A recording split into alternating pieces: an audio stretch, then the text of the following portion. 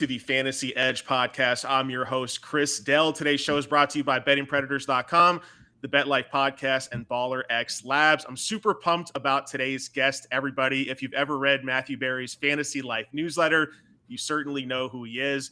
If you've ever won $1 million playing best ball, then you've probably been a guest on his YouTube channel or podcast. And if you've been in the DFS streets long enough, you might have once known him to be a close alias and confidant of the Mans, a.k.a. Pete Manzanelli, who once produced a podcast entitled, "Are the DFS Sites Racist Against Fullbacks?"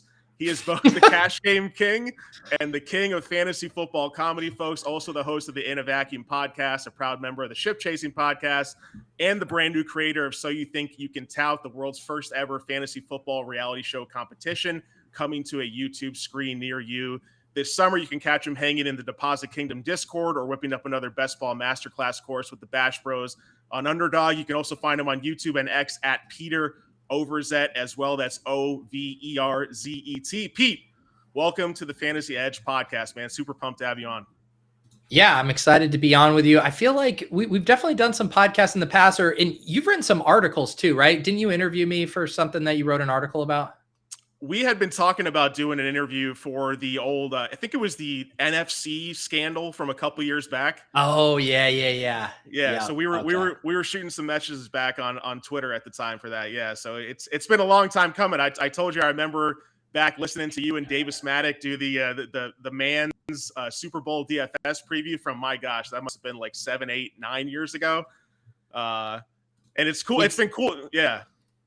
No, it is. Yeah, I know. I've had a lot. I did a podcast on over the weekend with Denny Carter, and we were reminiscing about some stuff we were doing. And yeah, I mean, getting to the point where stuff is almost a decade old now with some of those Mans bits. We're getting there. It's time flies, man. I love that you still have like the official Mans playlist on your YouTube channel. So people that want to get that nostalgia feel, they can go back to that and see all the years you've done that podcast. So very cool, man. And it's been cool to see your evolution as a fantasy content creator and influencer yourself and analyst over the years. Obviously now working for Matthew Berry's Fantasy Life as a creative lead and newsletter creator there. Obviously talking about your So You Think You Can Tout show. And I think it's a very cool premise of like, the world's first ever fantasy football reality show, right? It's like the real world for fantasy football. Your career path has taken a lot of different twists and turns, and your journey is very, very unique as well. Talk about like, how did you get into the fantasy space originally and kind of coming full circle now to what you're doing on your own YouTube channels and starting up this tout show as well? Yeah, I mean, the quick TLDR, I started doing improv when I moved out to Boston, like early 2010, 11 era. Met some guys that I did improv with who were also really into fantasy football. And, in improv culture at the theater we were at, they let you put up shows basically about anything. You just pitch people shows. And we came up with this idea of a live stage show called the Fantasy Football Comedy Hour. And we had some, we did sketches, we had some improv, some pre-recorded bits, but it was also like, people coming to this theater, it's like, how many fantasy football fans are going to happen upon the show? We eventually realized, okay, we got something here, but it needs to be online. Like, a live show, maybe in the future, we thought we were the fantasy footballers, from day one or something, that you could support an audience of live content. And we started making a podcast, the Fantasy Football Comedy Hour. That's how I met like a lot of my favorite people in the industry, Denny Carter and David Kitchen and Matthew Friedman and all those guys would come on the program, and we kind of just approach things from more of a comedic angle. And then stuff kind of just started to spin from there, or snowball, in a way where I got some extra opportunities hosting a podcast for RotoViz. And then the Mans was really how I started my video stuff. And the funny origin story there was I had gone in for an interview at DraftKings. They had an opening for an on-camera position. And I was like, oh man, this seems like a dream job to do this. I didn't get the job. I wasn't ready for it. I was pretty green at the time. And I was like, I need to start making video content. If I want to, do stuff on video, like I just need to do it. I don't need somebody's permission. But I also knew I didn't want to be, a regular analyst. So I came up with the Mans character. That led to a lot of opportunities, got me really comfortable on camera. And I would say everything kind of spiraled from those two things, putting myself out there with the Mans videos and starting that first Comedy Hour podcast. That's awesome, man. That's very cool. Is the man's ever going to make a comeback, or is he somewhere off in like the Bermuda Triangle, just chilling, living off the winnings and revenue from all the man's coin sales that you had? Yeah, I'm sure he has some like AI crypto scam he's working on right now. But what I always say is there's a reason I didn't fully kill him off. You know, there's a reason he still kind of is existing out there. So yeah, if I didn't necessarily feel the need to fully close that door in case I feel so inspired. But yes, I have not been in the mood to call up Mans here for a long time now. Yeah, I could see like a nice battle between the Mans and the Cash Game King would be a interesting bit for sure. But yeah, man. So let's talk about the show, right? So you think you can tell? I don't know if somebody wrote this or if this was just Claude doing research for me, but essentially it spit out to me American Idol meets Top Chef, but for fantasy analysts. So talk about So You Think You Can Tell.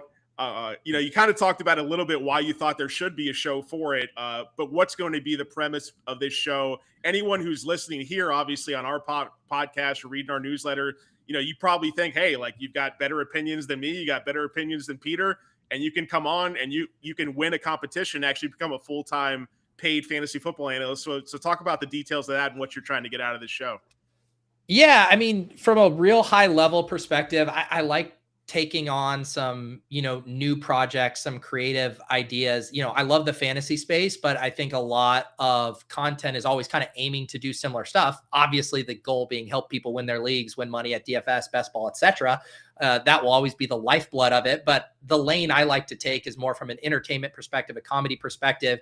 And over the past couple of years, like some ideas have crystallized for me of, really I engage with a lot of people in my YouTube chat, in the Discord, and I'm constantly, it's not the word surprised, but just delighted by how many smart people there are, how many people take this stuff seriously, whether it's with coding skills or math or just even providing entertainment value. I'm like, wow, there are so many talented people. That was last year. I had the idea for the Bash, which is YouTube members could hop on stream and draft teams with me. It's like, let me get more of these people up on stage, because I think in other sectors or industries, it's like the gap between like the teachers or the influencers or whatever and the people who consume it, there might be like this wide knowledge gap or whatever. But with fantasy sports, it's like everyone is so obsessed with it, and the people who are all in that there isn't actually that big of a difference between the analysts. The only difference is those people have just decided to put themselves out there. They started the YouTube channel, they started writing, they took that leap. There's a lot of people who have great ideas, who are smart, etc., who haven't taken that leap.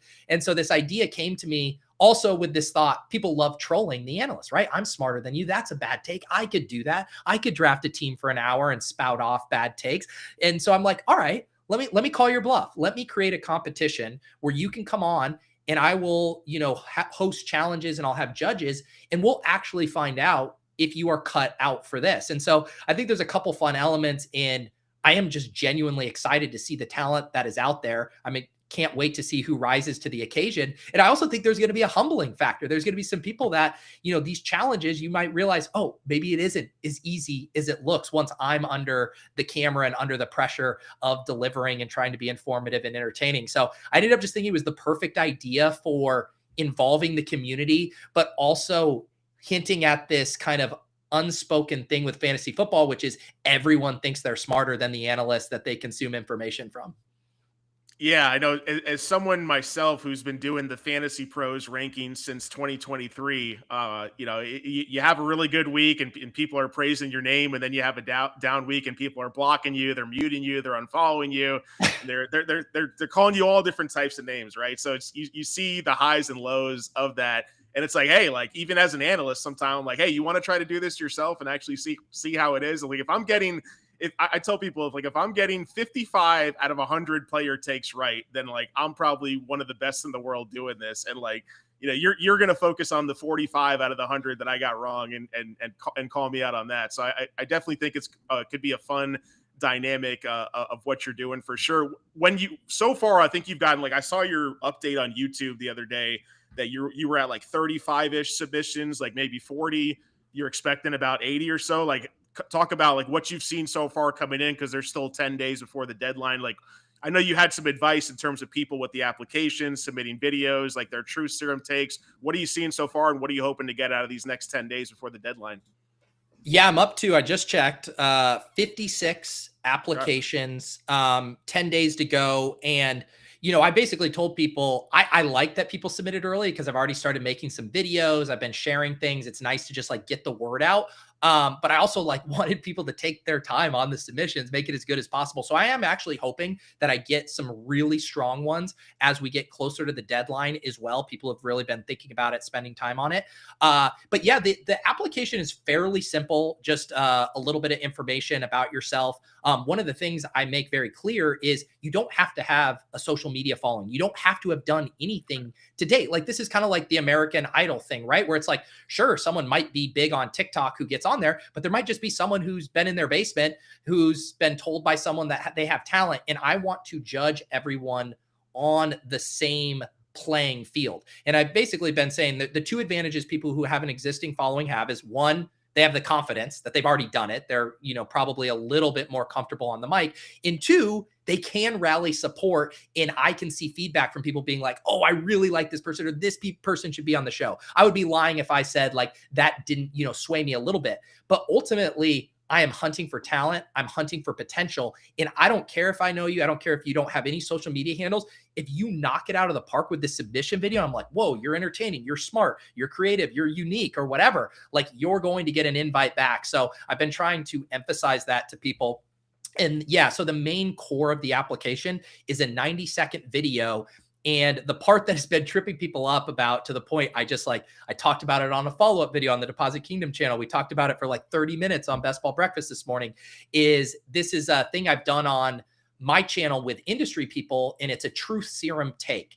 And it's supposed to be this fun thing in that everybody has hot takes that they share. That's kind of like table stakes for fantasy football. Everybody just defaults to talking hot takes, but a true serum take is you take this pretend true serum that coaxes out an admission, something you believe deep down that you might not otherwise volunteer. And I always say, like, if you've shared a good true serum take before, it's probably not a good true serum take. It's like in the same way when you've had a bunch of drinks, you might say something you believe, but you ultimately regret, like that you would just keep that as a secret to yourself. So not a lot of people can nail it. I will say about 5 or 6 people have done really good true serum takes.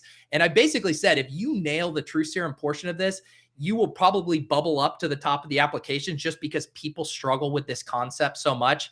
And I've been sympathetic to it because it is a hard concept. Even when I ask my friends in the industry to do it, like they get it wrong. But I do think it's a really cool barometer for like, how self-aware are you? Which I do think fantasy analysts need to be. Can you admit when you're wrong? Can you be vulnerable? Like, not that those are pillars of being an analyst, but I think it shows a side of people that's really important and shows me that there's more depth to you than just regurgitating hot takes about players.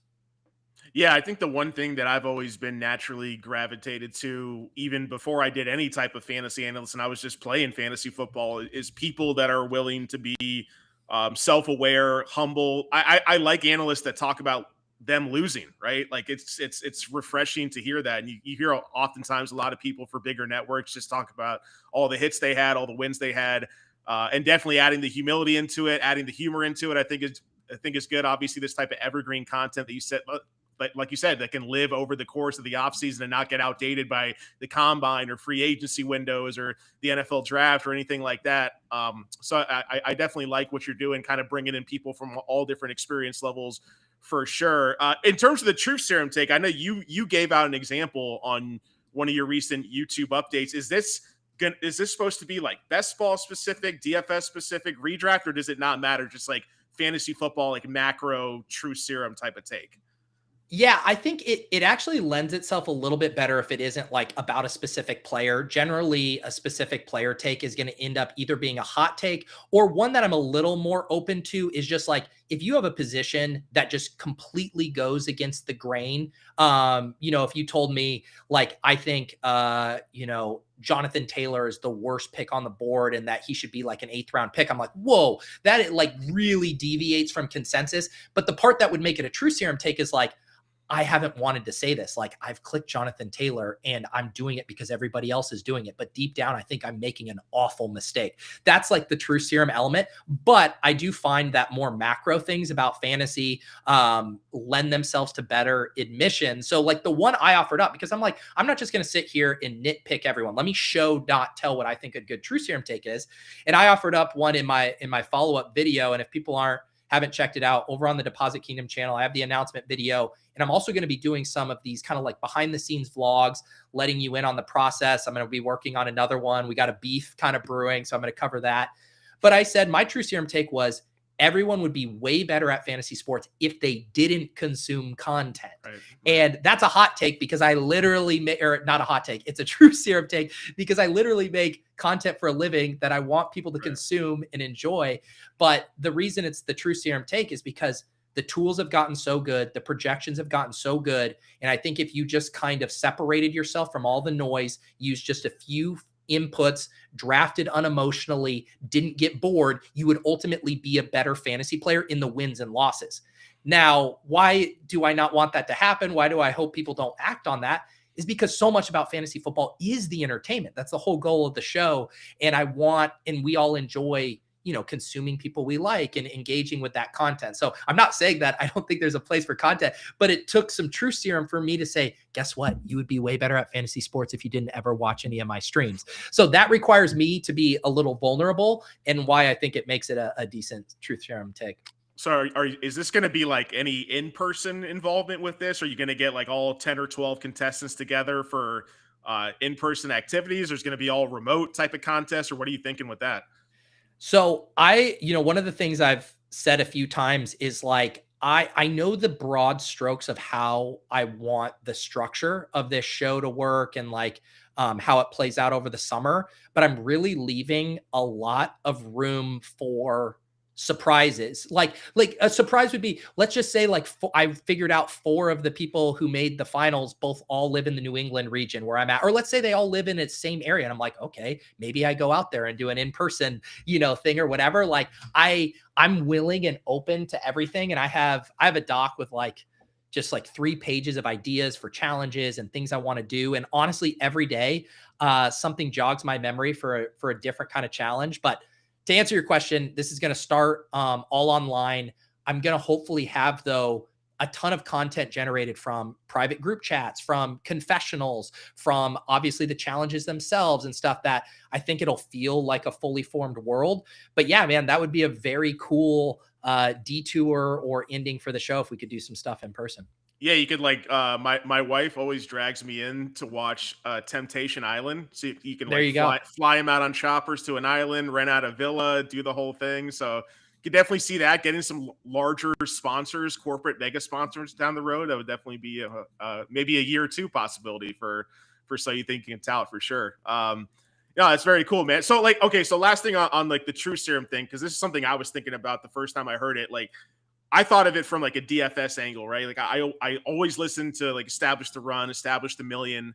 And I'm I feel like at this point, it's I should just fade all the flag plants that Establish the Run has, because they're going to get super high owned at the end of the day. And I feel like ownership projections are absolutely terrible. And there's no way to actually track what's actually going on with that up to kickoff on a given Sunday. And then I had Justin Herzig on last week to talk about prediction markets and his new startup. And the one thing I asked him with Best Ball Strategy was hey, I'm 3 quarterbacks, 2 quarterbacks. I'm but what about 4 quarterbacks? And he's no, I don't think you should ever do. And I'm that's kind of my true serum take. It's I didn't even want to tell Justin on the podcast. I'm I actually drafted a decent amount of 4 quarterback and 4 tight end teams, because I feel that's these one-off positions, you got to get them right. Otherwise, you're never going to truly advance all the way to the end. So I don't know, are those 2 solid true serum takes, or what do you think about those?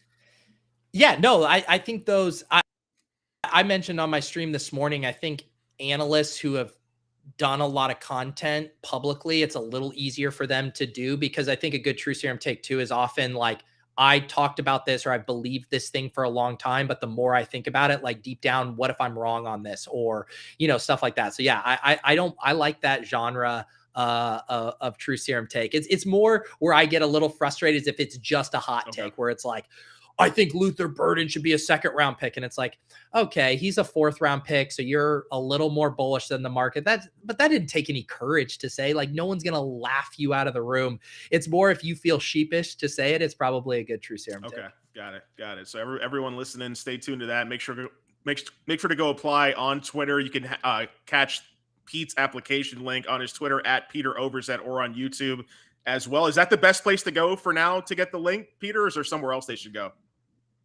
Yeah, Deposit Kingdom YouTube channel is the best place. That's where all the videos are going to be. I have been on my Twitter profile. Like, anyone who posts one publicly, and this is another part of the application, you don't have to post it publicly. If you just want to submit it with like a Google Drive link or a private video, that's fine. But if you do it publicly, I will reshare it. I will almost blindly retweet it. I will watch it and make sure you don't say something incredibly offensive. But if in good faith you are submitting to the contest and you tag me on Twitter or TikTok or Instagram, I will reshare it.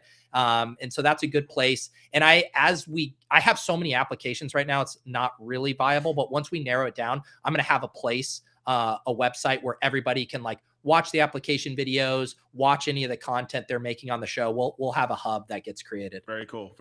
All right. So we got the Tout show out of the way. Let's talk some best ball strategy overall. I know the one thing that was very cool that I noticed last year that you did, and I mentioned it in the intro, was the best ball masterclass and just overall macro strategy in terms of best ball roster construction, timing windows. Obviously, I'm here in Pittsburgh. The draft's going to be here in about 10 days. Parking's and traffic's already crazy downtown. Like I personally, I did about 100 drafts on Underdog and DraftKings. Actually, I think this is the window you weren't drafting at all. I went right in after the Super Bowl ended and just started drafting a bunch of teams.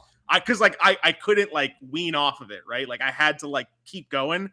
And then finally, I'm I think it was free agency opened up. And I was like, you know what? I'm going to step back here because everyone's going to be overreacting to free agency. Let me just take a break. So I actually haven't drafted a team in over a month now. But just curious, as I know you recently got back into the streets yourself. What are you seeing overall in terms of best ball strategy from last year to this year? Would you change anything in the masterclass, or just how you're kind of viewing the overall competitive market from what you've seen so far getting back in the draft streets? Yeah, I will say the masterclass was specifically focused on the daily games, so the battle royales and the DFS stuff. So I actually didn't look at season long best ball stuff for that, just because that market is so much more covered than the dailies. But I mean, the things that have really been a eye opener for me, and it's taken me multiple weeks to kind of learn those lessons on the fly, because I've only been drafting on stream. I just I know myself, and I, like so many people, I have an addictive personality. And if I start doing the slow drafts, if I start doing them in my free time, I'm just going to want to do it all the time. So I've kind of just created a rule for myself that I only draft on stream. But I mean, the things that have really come to light for me are obviously this running back landscape is crazy. They're pushed up more than they've ever been. The options in round 5 and 6 feel worse than they've ever felt in that range. And trying to do true zero RB or even anchor RB, where you really push that second or first running back, it feels almost impossible to pull off. I've done a couple now on stream that I've kind of tricked myself into thinking are okay, but that's just unique to this year because of a couple reasons. One, normally zero RB works because you got a lot of incoming rookies that are these mystery black boxes. This is one of the worst incoming rookie running back classes we've seen in a long time. So you don't have a ton of those options in the double digits that seem very good. And then on top of it, we have this really strong wide receiver class that's pretty deep. And you have all these guys projected for, back in round 1 capital, round 2 capital, that are essentially free at the end of these drafts. So what strategy does that line up with? You grab your running backs early, and then you take advantage of the wide receiver depth late. The problem is everybody's doing that. And, as a contrarian, you're always trying to figure out, okay, can I thread this needle? Can I do something differently? But to me, that's kind of the story of these pre-NFL draft contests, is just the thirst for running backs and how hard it seems to punt, spending RB capital at the position. Are you changing anything right now, pre-draft versus post-draft? Once we get landing spots, right? Jeremiah Love goes to the Titans at pick 4. And then, really, it doesn't seem like there's anyone even close to him in that tier, right? Whether it's Jonah Coleman, Jadarian Price, Emmett Johnson, it's like we can't really tell who is the RB2 of this class, who is even the RB3 of this class, who's in the second tier overall. We've done a lot of dynasty breakdowns and analysis just from a prospect modeling standpoint on this show. Are you going to change anything in terms of how you construct draft capital wise, landing spot wise, or are you going to just trying to be able to kind of like pick off ADP value based off market overreactions or underreactions after the draft?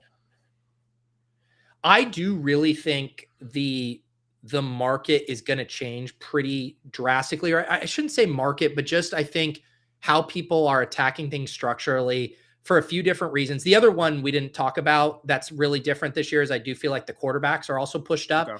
And, you think historically in Best Ball Mania after the NFL draft, there's normally a starting quarterback for you in the 17th or 18th round. Like Right. you might not be excited about it, but there's generally a quarterback there that you can take. Last year it was a Tyler Shuck type. In previous years, it's generally like the rookies or a boring veteran that has no mobility.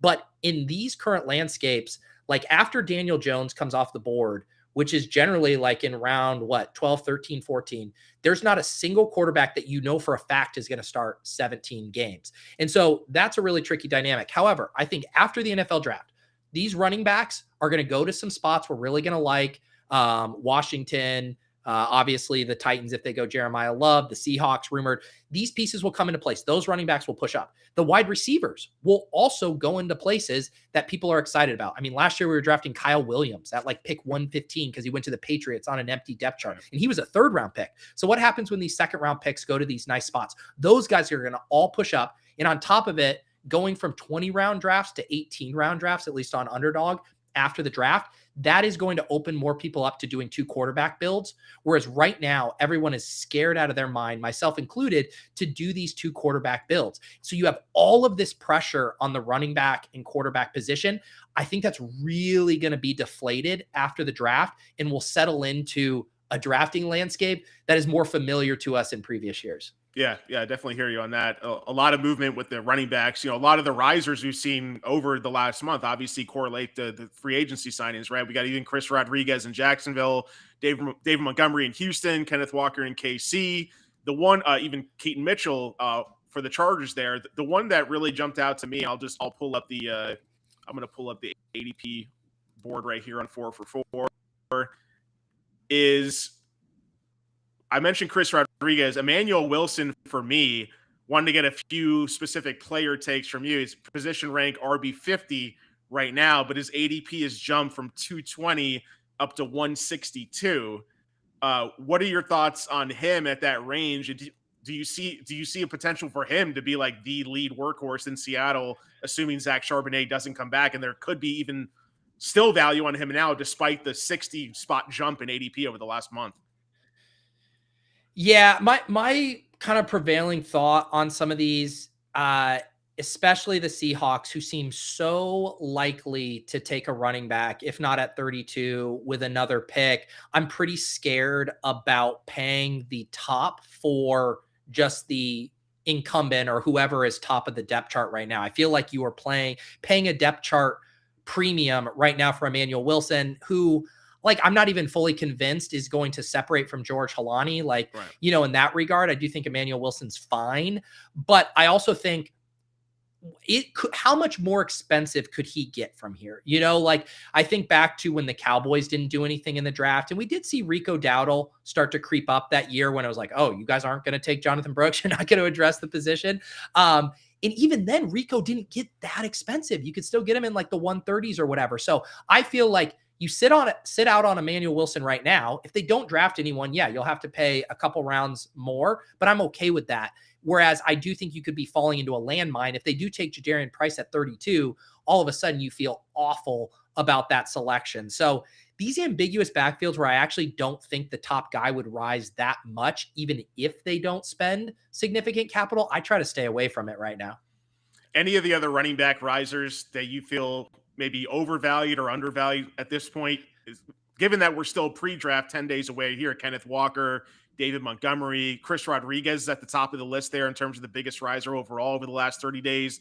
Keaton Mitchell. Any of these guys jump out to you in terms of you think maybe you're trying to wait it out for after the draft to get a little deflation there in the number, or what are your thoughts on those guys? Yeah, like I actually don't mind the Chris Rodriguez because I don't think, the Jags seem like they're kind of done at the running back position, right? They let Etienne go. They have Tout. They signed Chris Rodriguez, and they also like LaKent Allen a lot as a sophomore back there. So I think they're done. So I'm fine drafting Tout and Rodriguez and playing the cheaper side of that backfield. I think the risk there, they don't have a first round pick. I just can't imagine them spending a premium pick on a running back. Now, Jordan James is a good one because I think he's the same deal. I think it is so likely that the Niners, who literally like every draft take a stab on a running back in round 3, 4, or 5, I think it's so likely they add a back here. And if they don't, again, Jordan James, like as the RB2, like, yeah, he'll rise as a premium handcuff, think into the range that Tyler Algier was last year, like pick 150. Fine, I'll pay that price if he becomes the clear RB2, but why take on a potential zero risk of a guy who could very well be an RB3 right now? That's a spot I want to keep staying away from. Yeah, even going down the board a little bit, like Rachaad White is a guy that I was taking some stabs on early in drafts just because it was kind of a given that he was going to end up in Washington pairing with his old teammate Jaden Daniels. And, maybe just like an 18 spot jump in ADP is still palatable there at RB 39 overall. Going a little bit further down the board, obviously you mentioned Jordan James because Brian Robinson left now with the Falcons to be Bijan's backup there. And then, even looking at a guy like Jonathan Brooks overall, maybe getting back to full health, splitting time with Chuba Hubbard in the backfield for the Carolina Panthers. Do you have any, I know you're more of like the value guy, the macro strategy guy when it comes to best ball drafts. Like, do you have any strong player takes with any of the rookies that we talked about, whether it's Love at the top, whether it's any of the other guys in that kind of round 2 to 4 mix? So there's been the two pockets I've really been attacking is more at the wide receiver position. I think so. My kind of prevailing thesis, like having done these best ball drafts, is in this like new era of best ball, which I would call the past 3 years. Like I'll basically post Garrett Wilson, round 1 rookie to the Jets, and he was going in like the 13th round. And it was like, guys, I mean, he was a round 1 pick. Why are we waiting this long? Since then, basically any rookie wide receiver taken in round 1 has been an automatic top 80 pick when Best Ball Mania opens. And the fact that we have some of these guys, KC Concepcion, Omar Cooper Jr., Denzel Boston, all of them projecting for round 1 draft capital, at the very worst, maybe early round 2, and they're all going after pick 110. To me, that has been just a blind click. I don't even care what you think about their profiles because they are going to get much more expensive after the NFL draft. And the other part of that are these round 2 rookies, the Elijah Sherratts, the Jeremy Bernard, the Brazel, like all of these guys are projecting for solid round 2 capital. They're not going to be free in drafts. They're not going to be round 18 picks. Like at worst, they'll move up into round 15 or 16, like a Jack Besh did last year. But at best, they're like a Jaden Higgins type or a Luther Burden type that gets a lot of steam and moves up into, the top 110 picks. So I've been aggressively attacking those cohorts, just knowing they are going to be much more expensive, 11 days from now, 12 days from now. Yeah, I hear you. I thought there was some value early on with a guy like Denzel Boston. It seems like he just wasn't getting any hype at all, but he's still in that kind of tier 2 mix. So it's like, okay, well, he's just the boring guy. Let me just take him when he falls in those drafts. Malachi Fields, kind of similar there as well. I tried to get up on the Omar Cooper. I was just looking at my best ball exposure rates overall, but I think I was more maybe on DraftKings than I was with him. How many drafts are you through on Underdog right now, and who is your highest owned player? Do you know? Yeah, I keep having to caveat this just on the small sample. I did 4 of the bigger boards. I did 18 of the big boards, and then I did 8 of the little boards, all on stream this morning, including 5 of them at one time. But it still gives you a look at some of my takes. And it's actually funny. I just pulled it up. So some of my highest owned players are rookie running backs, which doesn't feel good, but it kind of goes to, I've been trying to do zero RB and see if I can really go against the grain. So Emmett Johnson is my most drafted right now. I have him on a little over a third of my teams. And, I've just listened to some of the the draft nits talk about him and just his really strong receiving profile. And I like leaning into that as just like an additional moat you have of like, okay, maybe they're not the explosive, maybe they don't get into the best situation in the world, but at least if you catch passes, there's a clearer path to get on the field. Travis Hunter is my second guy there, which is obviously a hot topic again over the course of the weekend. But I just still, and maybe you could accuse me of being stubborn with it, I think he just represents the best asymmetric pick, after 150. Like, where are you going to get a wide receiver as talented as him? In that range? I understand the DB concerns. I understand that there's smoke there, but I think if things break to where he's playing a wide receiver, you're probably getting a top 60 pick value. And I'm just willing to do that as opposed to chasing the Jalen Naylors and the Trey Tuckers of the world. Like, yeah, most times, maybe 8 out of 10 times, it's a 0 or something that doesn't help. But the 2 out of 10 times, the 1 out of 10 times, I think it's like a stone cold league winner. And I'm just willing to take on that risk in these top heavy contests. Yeah, right. Like going into last season, I took a ton of Travis Hunter in redraft and in best ball, thinking like, hey, like he's got the potential to be what Chris Godwin was for Liam Cohen the year before, where he was fantasy's wide receiver 1 before he went down with a season-ending injury, right? And it's like he took a while. He was obviously a disappointment last year, but that one game before their bye week, I think it was the London game, and he popped off, I think, for like almost 30 PPR fantasy points, multiple touchdowns. And it's like, man, if he would have just stayed healthy and came back, like what would his role have been there? And then we see in that type of slot position for Cohen, Parker Washington pops off. So it's like, okay, well, who's it going to be next season? Are they just going to trust Parker Washington with that role? Is it going to be Travis Hunter? So I agree with you. I think I've kind of over-adjusted myself. Like I've been taking a lot of Parker Washington in early best ball drafts because I thought maybe he wasn't being valued enough, but I could certainly see a case where Travis Hunter is thrown in and it's like, oh, those guys could be splitting. And then it's kind of bad for both cases in ADP right now. But obviously the talent is there. I totally agree with you on that. I don't know if it's a true serum take, but one of my hottest takes, at least early on, was Malik Willis. I think on Underdog, nice. I'm at like over 50% on him overall. And it's like, I didn't even care where he wound up. I was thinking in my head it was going to be Arizona, but it's probably going to hurt the pass catchers wherever he winds up in a way. But at the same time, that elite type of rushing upside overall, it's like, it's so hard to really duplicate that. I mean, I was very high on Anthony Richardson the last couple of years, but he flamed out for obviously different reasons. I think if Malik Willis can be, even close to the efficiency he was as a passer in Green Bay, that there could be a lot of fantasy goodness there, even in Miami, especially if they're going to be trailing in a lot of games. The second highest guy I'm on is Tyler Algier, even though I'm a little bit disappointed where he ended up in Arizona, because I'm like, oh, like how many chances is he going to have at those like kind of goal line opportunities, positive game script opportunities that the Cardinals are just going to be tanking all season, just like they were last year too, right? But these are all pre free agency ownership percentages that I have. So I'm kind of looking at those and being like, I'm not too excited about 40% Algier out of 100 teams. I think I need to back up on that. The only other guy I had above the 25% range for those, I had Parker Washington. I mentioned Michael Wilson. I was taking a lot of, and we'll see about that one. Terrence Ferguson, Pat Bryant, Colston Loveland, Tyler Shuck, and then a handful of other guys, Jalen Coker, Adonai Mitchell. Pat Bryant's the one I'm kind of worried about, actually, and that kind of brings me into the fallers here that I pulled up on the sheet. Obviously, with the trade for Jalen Waddle, falling 48 spots over the last 30 days, obviously Troy Franklin too. Do you think it's just kind of like Jover season for Pat Bryant and Troy Franklin Waddle there? Do you think, because the amount of targets Pat Bryant was getting in that playoff game, like the couple snaps before he got hurt, it was just like, man, like you kind of see the potential of what he could be. He's kind of the exact archetype that Sean Payton likes. What's your thought on that situation, and whether it's Pat Bryant or Jalen Waddle there in Denver? Yeah, I think the way I've been playing it is I've been full fading Cortland Sutton at price, sprinkling in a little bit of Waddle, and still targeting Pat Bryant late. I prefer the rookies. Like I'll take the Brazel, the Jeremy Bernards, those guys.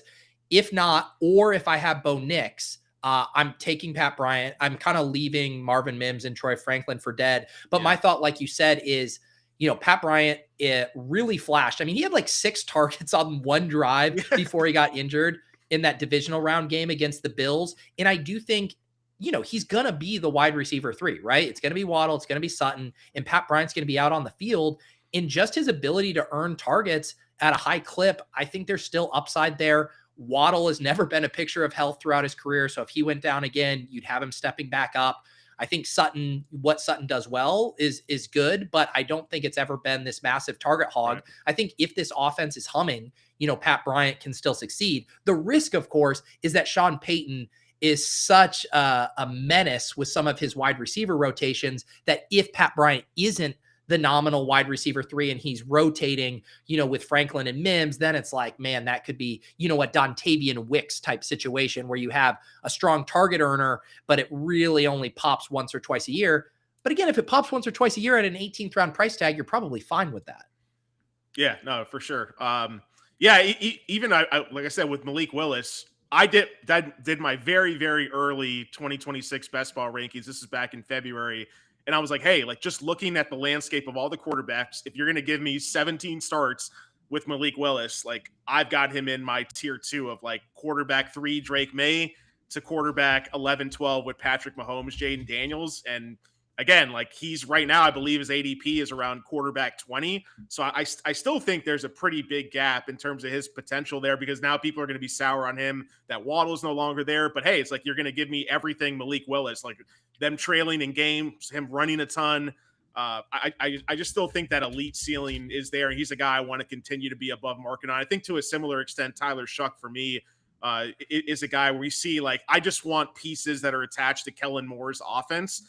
And I think that that's something I'm going to try to get a lot of this offseason, whether it's Chris Olave, whether it's Juwan Johnson at tight end, later in drafts. So those are some of the things I think that I want to continue harping on that I was in the very early process overall as well. What do you think in terms of the tight end position? I mentioned Juwan Johnson. Any guys, whether a couple risers and fallers back and forth here. Theo Johnson, obviously a big faller with likely going to the Giants as well. David Njoku. Are there any guys you notice, whether it's risers or fallers? Risers, Chigakonkwo going to Washington. Any guys that stand out to you at that position?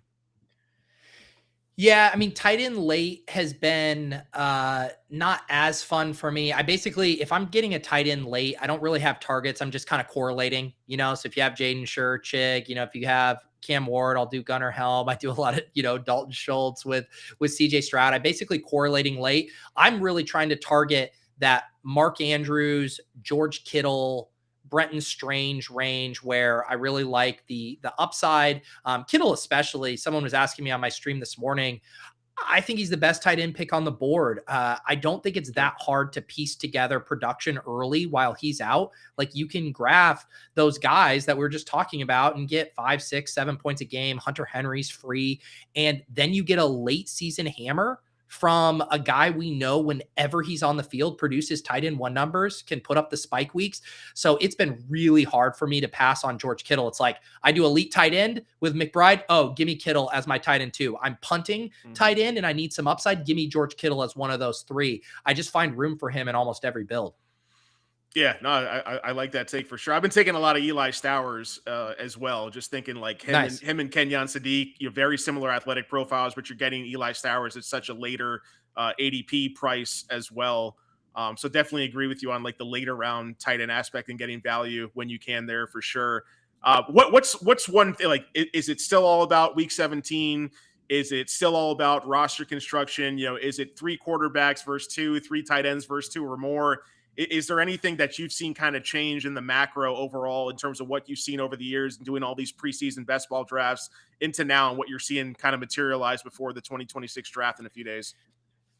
Yeah, I mean, we're still at this weird inflection point with best ball where it's getting more and more popular. I do think there's a lot of new people, new money coming into the space that maybe don't know these rules that those of us who spend all this time on this game know about. Like, it's almost like you go into, a podcast like this or the ADP chasing or Davis's stuff. And it's like, we barely even talk about week 17 correlation. We barely even talk about stacking because everyone just knows it's table stakes at this point. That said, I still think those things are very important. It's just, where is the meta now? The people who are on the cutting edge. I think that the biggest thing is honestly, it's battling the sims. It's battling these draft tools that have gotten really good. It's a double whammy. They're really good, but also I think the biggest mistake you make as a human drafter is we get bored, right? Like, I do it all the time. I'm like, I took this guy last time, let me take this guy this time, or let me try this here. And I think drafting almost unemotionally, which again isn't fun. Yeah. I think that's really, if you truly care about your bottom line, you are trying to draft the best possible team each time. And that might be taking the same player over and over, or doing the same structure over and over.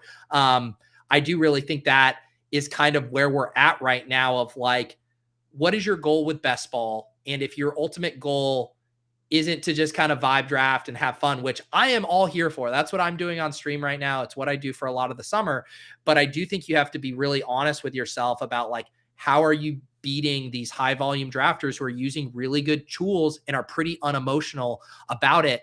We've seen this happen in DFS, as you know, as well. Like, how often do you hear people bragging about their single DFS exposure on a slate? It's like, no, it's all balanced out by sims and all this stuff. Yeah. It can be a depressing conversation for best ball, but I also think best ball still will always be this beautiful unsolved game because of how much variance there is in a 17 game season, that I think there's room for both. And that's very exciting.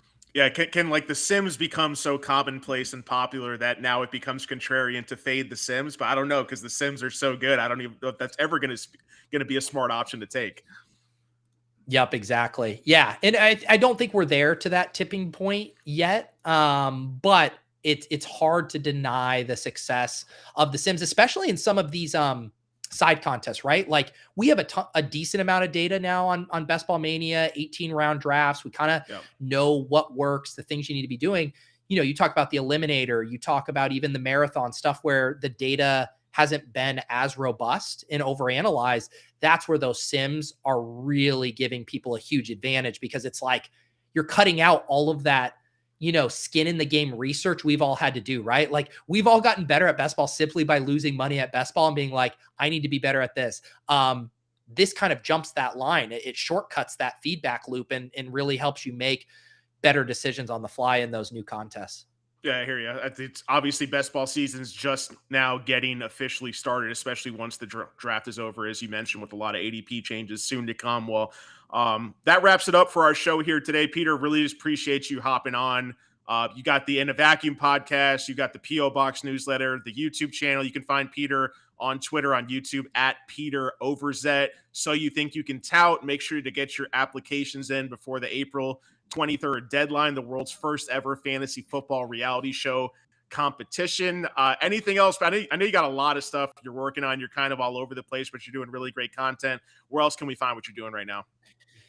Yeah, I mean, the best places are definitely the YouTube stuff, my live streams at my channel, all the So You Think You Can Tout at the Deposit Kingdom channel. But the two best places, I'm in your inbox almost every morning with the Fantasy Life newsletter, completely free. And then I write a personal newsletter called the P.O. Box newsletter every week, generally on Fridays is when it drops in the inbox. And that's a good place to just get caught up on what I'm doing, because I do like a roundup of everything I worked on. So if you're like, I can't keep track of all this stuff, which completely fair, that's the best spot. I do I think a pretty good job at organizing all of that. And it's a quick digest of what happened in the week. You've got the off-season life goals, the work-life balance with the book club, everything like that. So it's a combination of life, comedy, fantasy football analysis, a lot of good stuff in there. Make sure to check Peter out on his newsletter, his podcast, and his YouTube channel as well. For everyone, make sure to check out the Fantasy Edge podcast on Spotify and Apple. Leave a rating and review when you get a chance. Peter, I appreciate you hopping on, man. Good luck in the best ball streets.